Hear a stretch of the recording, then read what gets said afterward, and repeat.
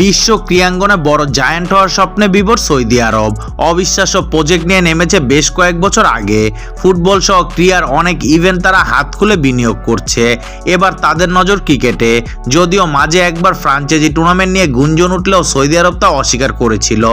আবারও শোনা যাচ্ছে 6,000 কোটি টাকা খরচ করে গ্লোবাল টি-20 লিগ চালু করতে যাচ্ছে তেল নির্ভর অর্থনীতির এই দেশ।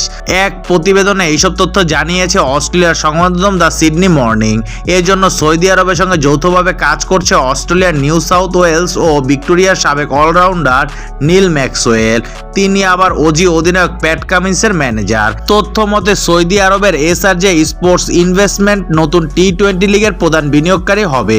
এজন্য তাদের বরাদ্দ প্রায় 500 মিলিয়ন মার্কিন ডলার, যা বাংলা টাকায় প্রায় 6,070 কোটি টাকা।